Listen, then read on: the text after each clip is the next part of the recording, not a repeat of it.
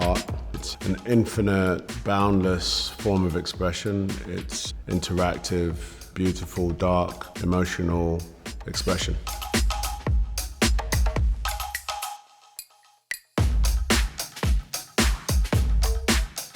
Every corner of the earth apart from Africa has got stories that have been celebrated, whether it's Asian culture, American culture, Caribbean culture, well-told stories from the UK, from Europe, histories that are deep and rich and we know.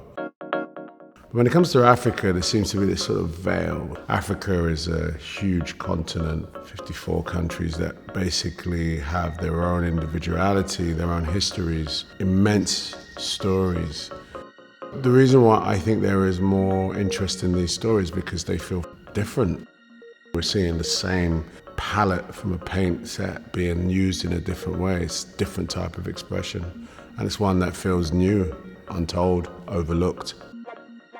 In Oxford Street, Accra, where the artists have, sort of line up down that street and there's lots of artists.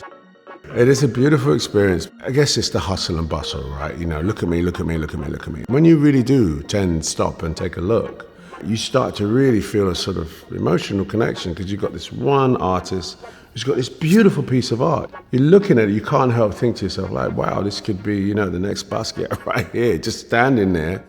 You definitely feel an attachment to it because you met the artist.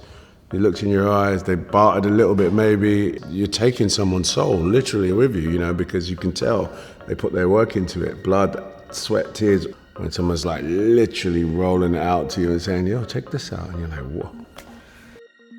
Sierra Leone, that's where my parents were from. Similarly, it has a very small art scene. And honestly, you just look at some of this art and some of these artifacts, you're like, wow, like someone made that with their hands.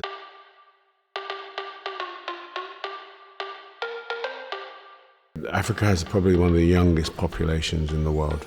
It's 1.4 billion people, if not more, under the age of 20. These are young minds growing, coming up. And this generations are really expressionate. They've got the digital era to be a part of. And so you're seeing this real momentum. International eyeballs on the fine art scene in Africa. It's grown its value. It's great to see because I think that is transferring to the film scene. Film cameras that cost hundreds of thousands are now being sort of condensed into small.